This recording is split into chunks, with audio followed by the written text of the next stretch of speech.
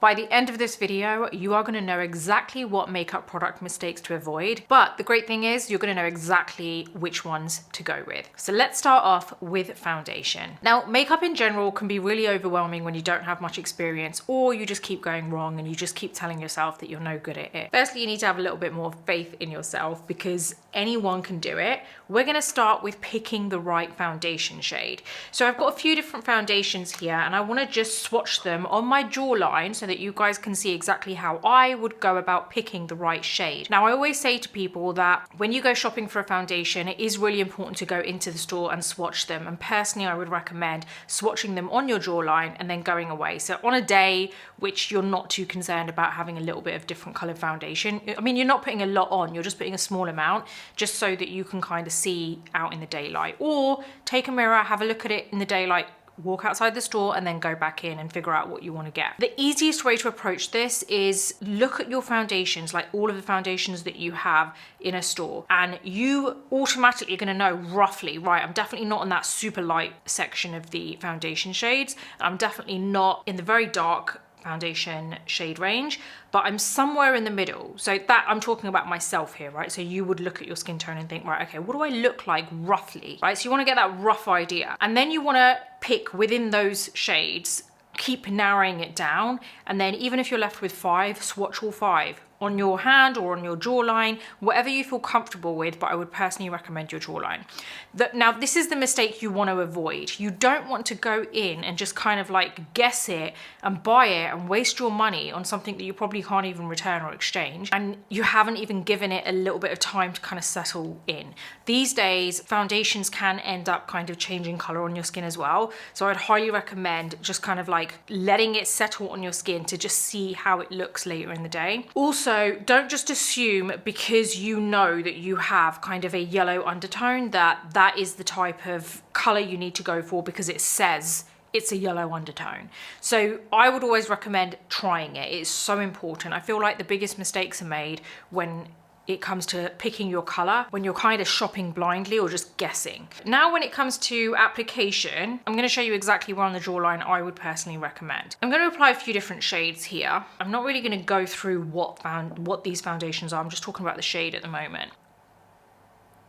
We're going to put a thick enough stripe so that you could actually see to begin with. You probably don't need to actually apply that much when you go into the store, but I just really want you guys to see it properly.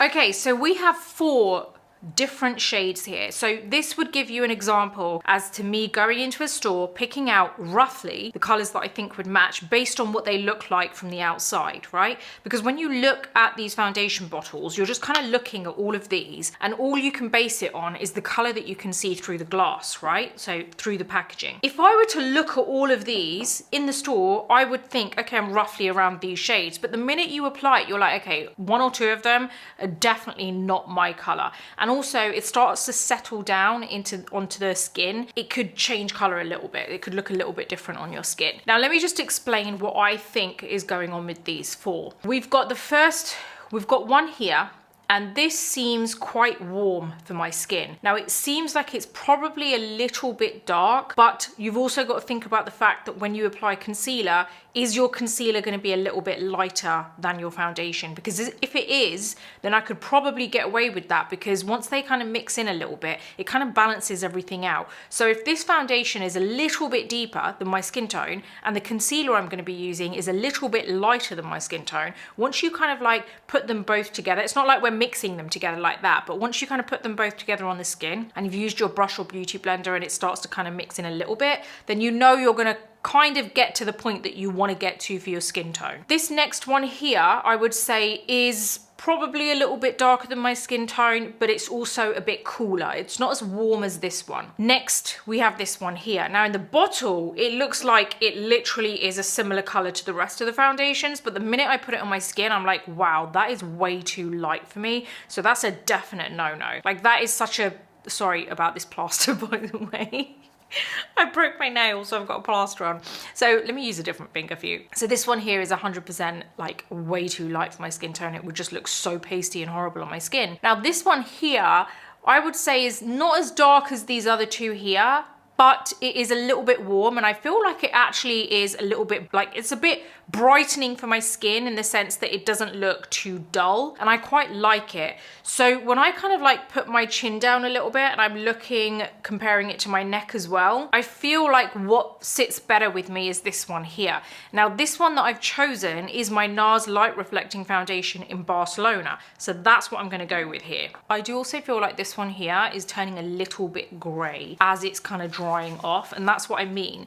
You need to, it doesn't matter what it says in the bottle, you really want to give it that time so that you can really see how it ends up settling down on your skin. I am happy with what I've chosen, so we're going to move on, and this is now foundation application. Now, a mistake a lot of people make when it comes to your application is kind of like dipping into the foundation. So I've got it on the back of my hand here.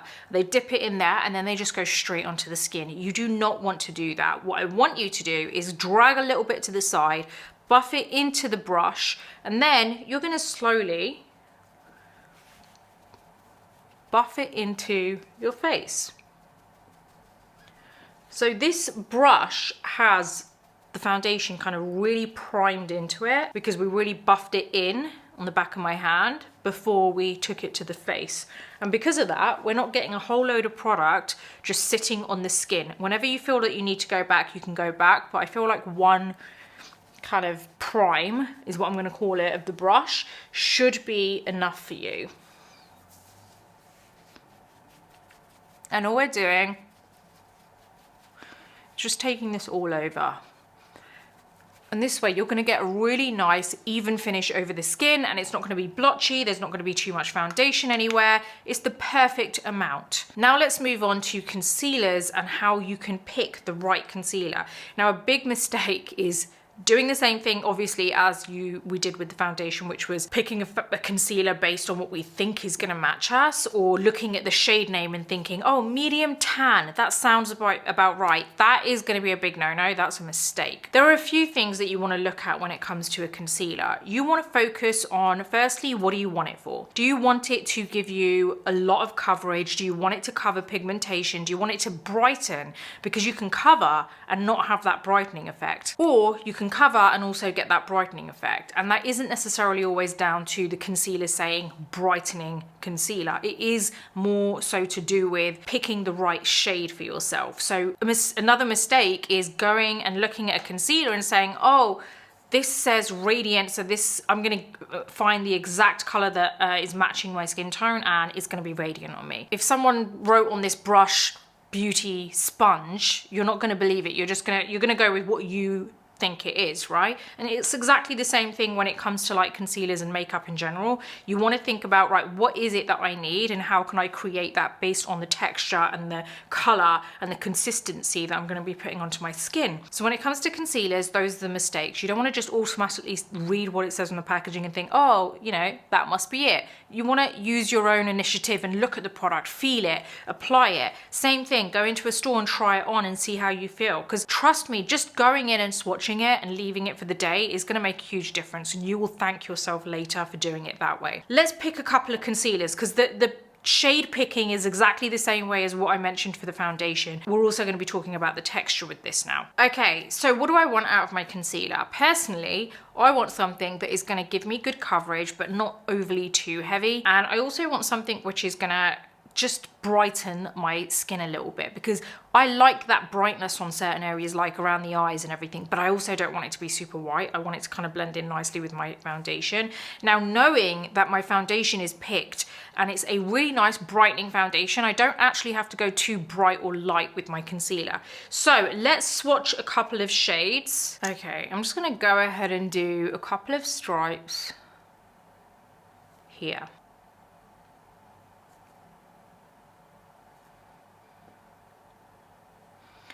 Okay, so we've got 4 concealer stripes here and they're different kind of shades. But when I look at them on the shelf, I would say they're kind of similar. So it's really a case of like trying it again.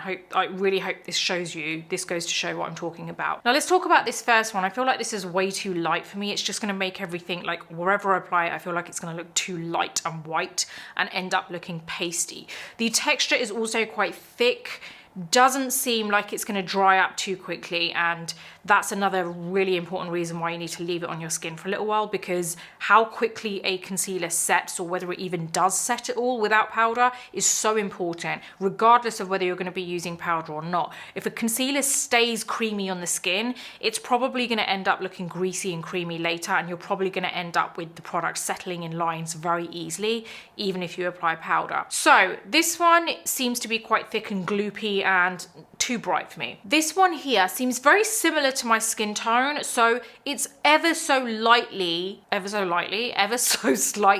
lighter than my skin tone, like a very, very small amount. And I quite like that about that. Now this next one I feel is a little bit too pink. It's lighter than my skin tone, but it's also too pink. Whereas if you look at the two light ones, this one here and this one here, this one is too yellow, more on the yellow side. This one is more on the pink side, but they're both light. So even a lighter concealer, which is a similar lightness, can still look different based on the tone of it, the undertone of it. Then this one here is way too orangey for my skin tone, and even though it's probably a similar like level as my skin, it's just too orange and it's gonna look really weird. And it's actually gonna end up looking dark, like too warm in comparison to my actual foundation. I think the one I'm gonna go for is the second one. The second one that I put on is actually my Tarte Shape Tape in medium tan neutral 38N. Now that this has been here for a little while as well, like I can tell this has not set at all. Regardless of the fact that I wouldn't have chosen it because of the color, I don't actually like the texture and the consistency of it, because the fact that it is still super wet to me is like a big red flag. Now this second one is settling down nicely. It's not too thick, it's not too glue, definitely not as much as that first one, and it seems like it has good coverage because it's not too streaky, like I can't see through it to my skin, but it's also drying down quite nicely, but not too quickly. This third one here seems to be drying down quite nicely, but it is a little bit transparent in the sense that it's come out a little bit streaky, which to me says I'd have to work a little bit harder to get that coverage. This last one seems to be staying wet as well. It's definitely not as thick and gloopy as the first one, but it hasn't really settled down onto the skin. So that's what I'm talking about when it comes to kind of the texture of it. Let's now take this off and we're gonna now talk about how we apply this. A big mistake when you're applying, I'm just gonna quickly go over this here with whatever foundation's on the brush. Whenever it comes to applying your concealer, you don't want to just whack it on everywhere and think, right, got a whole load there, let's just start blending. Big mistake. You want to really start small and then work your way up. What I want you to remember is when you apply a product to the skin, it's always going to expand the minute you start blending. So let's go ahead and apply just a couple of dots here. That's it. We're going to get the Beauty blender and we are going to just pat this in very lightly. You don't need a lot, and it's kind of enough to kind of prime the eyelids. And what that means is you're kind of just getting this area out of the way first. When it comes to your powder, I'm gonna set this and then talk through this. So I'm just gonna dip it into the powder. I'll talk you through this in a second. We're gonna do this whole setting thing on the under eyes as well. So I don't want you to think that you've missed this and I've done it too quickly. I will talk through it properly in a second. We've done the eyelids, right? So when it comes to your setting powder, you want to pick something which is going to really answer or be a solution to the problem that you have. What is your problem? What do you want? Like, do you want it to just keep your makeup in place and that's it? Do you want it to ensure that there's no fine lines visible later in the day? Because that on its own, a setting powder isn't going to just work on its own just based on the brand or the color that you pick. It's to do with the concealer you're wearing, the foundation you're wearing, your technique. All of this together makes a big difference on how your makeup will look. Now, one thing I'm going to tell you to avoid is just because you are tan skin, don't automatically go for the yellow. For me, it suits me, but I've found over the years I have to pick a yellow which isn't too yellow, right? So when you're tan skin, a yellow is going to be better on you because it does give you that really nice kind of brightness and it kind of is closer matched to your skin tone. But at the same time, you don't want to go way too yellow because it can just look really weird in pictures and face to face as well. Another mistake people make is they just assume that a translucent powder is gonna kind of be good with any skin tone. It isn't the case with all setting powders. If you're gonna opt for a translucent powder, it doesn't always end up being like, as in, it doesn't end up staying neutral, if that makes sense. Sometimes some people it can end up giving you flashback, which means when you take a photo and the flash goes, it just looks very white in certain areas. With some powders, it can end up looking maybe too yellow because you've picked a banana powder or something which is a bit too yellowy, and then in pictures it can look too yellow. So you really want to kind of like think about what it is that you want. Do you want something with a bit of color in there to help kind of like just match in with your skin tone a bit, or do you just really just want it to set your makeup and that's it? In which case I would go with a good quality translucent powder. Maybe the Laura Mercier one would be a good idea for you. If you're opting for a colored powder, something with a slight kind of tinge of color in there, then I would recommend either Huda Beauty or Makeup Forever do a really good one too. Using colored powders isn't just about having a color in there that you think suits your skin tone. It is also about another layer of corrective makeup. So having a yellow powder can really help with the brightness that maybe you need because you're suffering with dark circles, or it's a little bit blue under the eyes or gray. It just helps to bring back that brightness to like tanned or olive skin tone. And if you're looking for something that gives you a bit more kind of color in the skin, then you might want to opt for something which is a little bit more pink, or maybe that is what suits your skin tone. Think about what it is that you want, but just don't go in and think any powder is going to suit you.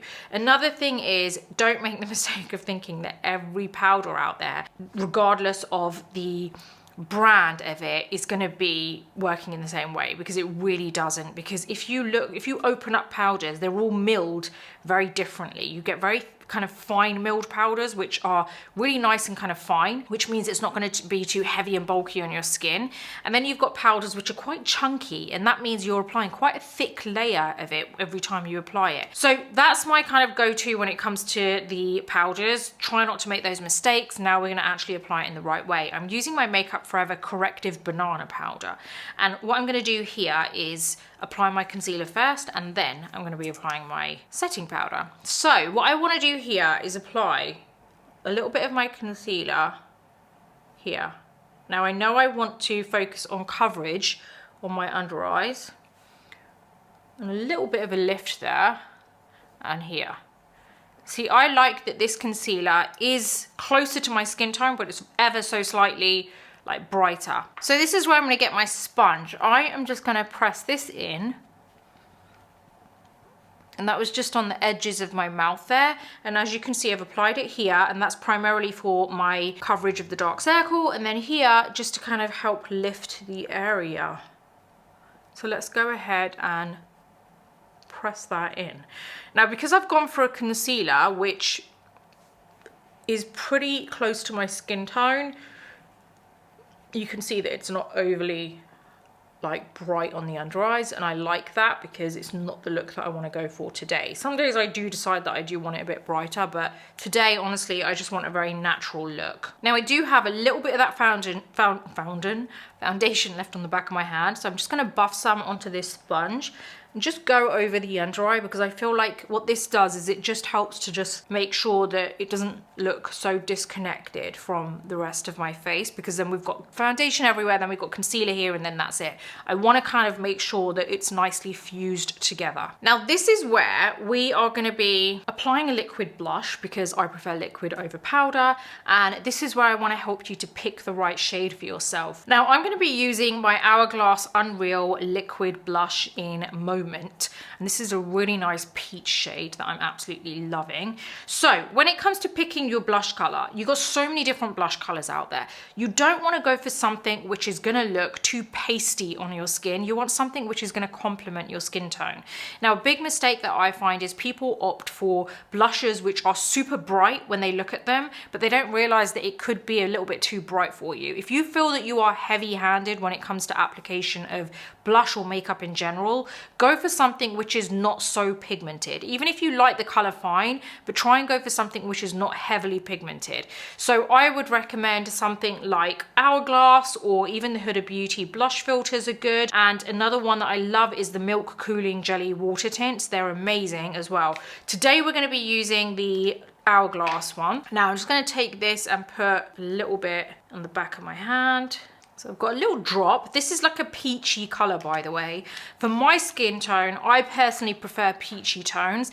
It complements my tan skin tone way more than other colors like pink. I always kind of lean more towards the peachy tones. It's the kind of color that kind of enhances my tan kind of skin tone, basically. So have a look at what blushes there are available, and I would personally recommend going into a store, putting it onto the inside of your wrist here and seeing what you feel looks better. It isn't always with blush, it doesn't have to always be on your face. You can try it on the inside of your wrist, and that will give you a good idea in terms of like what looks better, because on the inside of your wrist it gives you a good indication of your undertone. So I would recommend using your blush there when you're trying different colors. Now I've got this one here and I want to show you how I apply this because I haven't set my foundation yet. I'm going to get my Hourglass 15 brush and I'm going to go into my blush.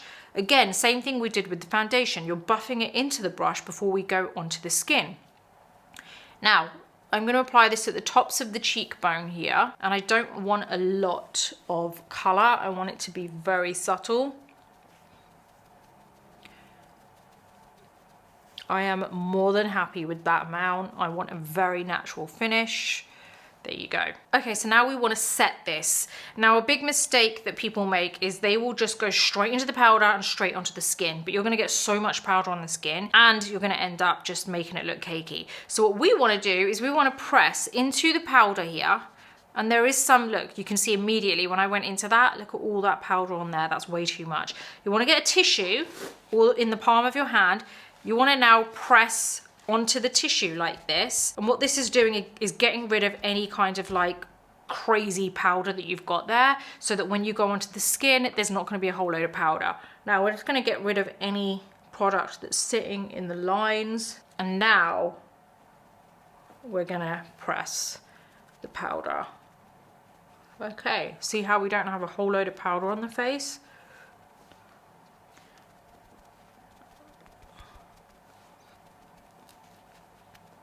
And you want to just press this everywhere, all over. Then I get a big powder brush, my Hourglass Veil brush, and I just dust over to get rid of any of the powder that's sitting on there that's excess. I always get a smaller brush and just dust over the under eyes. Powder's done. So when it comes to your brows, how do you pick the right product for your brows? Always go for a shade which is not as dark as your hair. The reason being is because it can end up looking way too dark on your skin. Now, a big issue that I see is people end up going either too dark with their shade or they go either too light with their shade. So when you're picking a brow product, pick something based on the kind of result that you want. So do you need a lot of pigment on your brows? For example, do you have sparse brows like me? Therefore, you will probably need a pencil because you need something which is pretty kind of like easy to transfer and kind of replicates the darkness that you have. The problem with sparse brows is any area that you don't have hair is going to look really obvious that it's sparse there as soon as you apply a pencil. So you want to make sure that you apply a pencil which can really fill it in very well. So the transfer is good. When it comes to people using a brow product which is too light, that's the problem you have, because you can, when you apply the pencil, you can always see the area that is sparse, especially when you use a light pencil, because your hair, where your hair is always going to be a bit more dense, and where you've got no hair, it's always going to be like, okay, she's just shaded it in, but I can really see the difference from that compared to where she has got hair. So these are the two mistakes I generally see. Someone using a product which is way too dark for their brows, and then their brows just look way too dark. And then you've got someone who uses a brow shade which is way too light, and then you've just got the areas which are really obvious where you've not got any hair, so you need to be careful about the product that you use. So what I'm going to be doing is using a fine pencil. I'm using my KOSAS Brow Pop Nano in dark brown, because my hair has been dyed now and it's a lot darker, so I feel like I can get away with a darker brown. Before, I used to use a slightly lighter one and then kind of use two shades at the same time, so a light one to shade them in and then a dark pen to kind of like really replicate the hairs where I've got sparse brows. So what I want to do now is I want to use this to shape my brow first. So I'm going to show you here. All I'm doing is just kind of like getting the shape right. It's a really quick, easy way to just do your brows. So don't worry about filling it in here. Now, all I've done is actually shape this from the underside. I haven't actually gone above at all, but I've got the shape that I want. Now, this is where we're gonna start filling it in. And I'm gonna basically draw a hair stroke from that bottom line that I've created. Now, I know that this is gonna be really obvious to me where I have hair and where I don't have hair, but I'm gonna show you what I do to tackle that issue. Right, I've got the shape and I'm happy with that. So let me do the other side very quickly.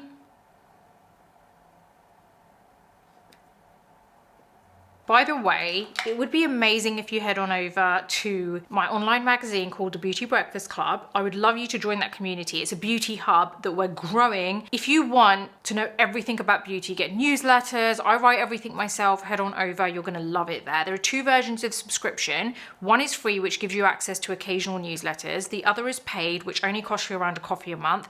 You get so much for that. You get priority access to online events and workshops and stuff like that I'll be holding. You get to have a chat room with us, be involved in content that we're creating so much. So I'd really, really love to see you there. So super excited about seeing you over there. Okay, so now I've got a darker pen and I'm gonna basically draw my lash, well, not my lash, I don't know why I said lash, but I'm gonna replicate the brow hairs on the areas that I'm pretty sparse. And what that's doing is making sure that the sparse areas don't look so sparse. Okay, so when it comes to your mascara, I feel like it's difficult to talk about mistakes that you can make when it comes to mascara because it's really a case of finding the right mascara that you like. There are some that are super clumpy, there are some that are not so clumpy. It's really about what you want. So I would say the biggest mistake I see is more to do with what it looks like on than the actual product. And I feel like that comes down to application as well as the product a little bit. But let me explain that. So when it comes to your mascara, you really need think about what you want. Do you want something that's going to be lengthening and you want a bit of volume in there? I can't imagine anyone's going to really say, I want super spidery, thick, clumpy lashes, right? So, and if you do, great for you, but this isn't what I would want, right? I don't personally feel like that looks nice. I feel like it just looks a bit messy and a bit too much. So ultimately what people are after is going to be length and volume, or just length. So when you're opting for a mascara, try and pick something which is not so clumpy. And it's really hard to figure that out beforehand because it's not like you can go into a store and then you just keep opening. Normally they have testers anyway and you can usually tell, but sometimes those testers have been there for God knows how long. So the product becomes clumpy when in actual fact, when you go in and buy it, it probably isn't clumpy. But from people taking the lid in and out, the wand in and out, it's gonna end up becoming like that, right? So it's also not the best way to tell whether a mascara is going to be good for you. So it's really kind of like trying it on. So we're going to go straight into mascara. Now, the mascara that I personally like is the Hourglass Unlocked mascara. This is where it's down to the technique. If you want thickness and length, then wriggle it into the root and then pull it out. If you just want length, then go from the root and pull it upwards. But if you want the volume, then wriggle it into the root, not pull it through and then wriggle it.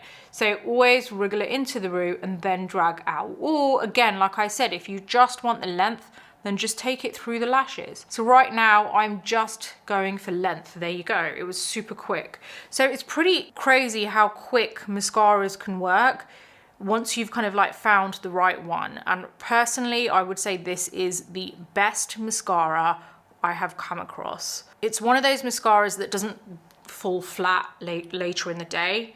It really does stay looking nice on the lashes. It stays lifted, it stays like the length stays. I don't ever have any issues with this and it always looks good. Okay, so we just want to sculpt the face a little bit. A really big mistake I see people making when it comes to choosing their kind of like product that they're using to sculpt the face is kind of following the contour route so deep that they end up using something which is super grey for their skin. I personally always recommend finding the perfect contour shade within a vast variety of bronzers. The reason being is because if you go for something like Fenty Beauty and you look at all the bronzers that they have like, I don't know, something like 40 shades, like I can't remember how many bronzers they have, but they have so many shades, right? Pick one which you feel works well on your skin, right? Don't pick something which is going to be super warm for your skin, because that is just ultimately going to work as a traditional bronzer would, right? It's going to be very bronzing and warming on the skin. What you want is something that is not too warm, but also not so grey. And I feel that it's much easier finding that perfect shade within a good brand of bronzers. Pick a brand that has so many colors when it comes to bronzers that it's going to be very easy for you to find the perfect shade.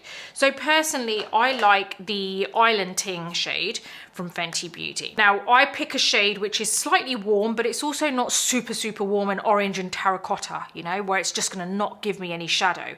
But this one I feel, and I'm going to use my Hourglass Veil brush, the smaller side, this one I feel does give me the shadow that I want.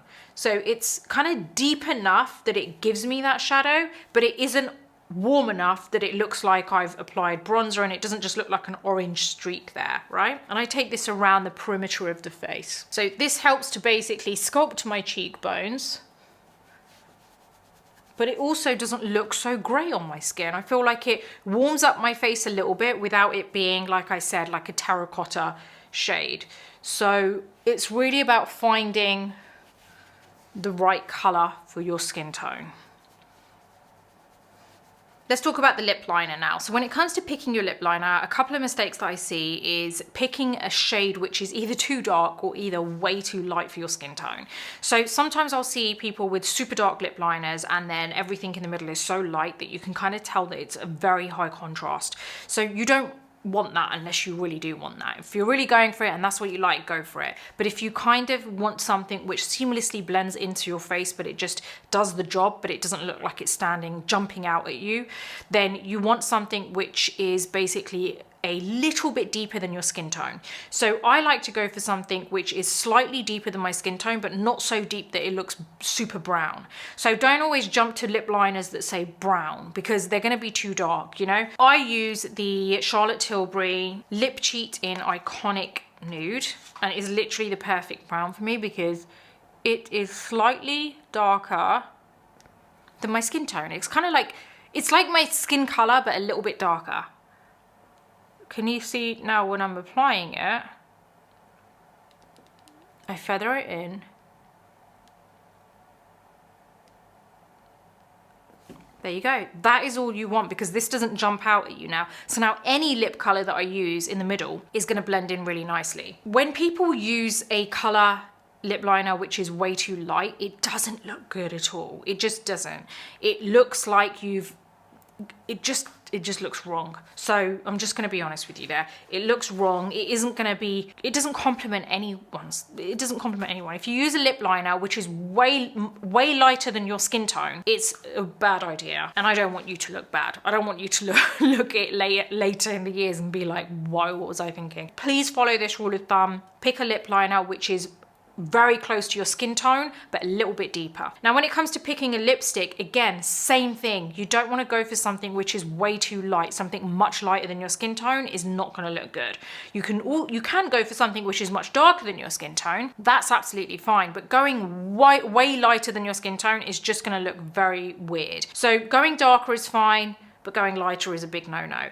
So pick something which you feel complements your skin tone. My personal recommendation, if you want something super natural, is pick a color which is close to your actual lip color, but a little bit kind of deeper or vibrant or a little bit lighter, because a little bit lighter is okay because it's not going to be white, right? But something which you feel is very close to your natural lip color. My personal preference is using a transparent gloss, or something which is kind of like plumping so that it actually makes your natural lip color look a little bit more kind of, just gives it a bit of oomph.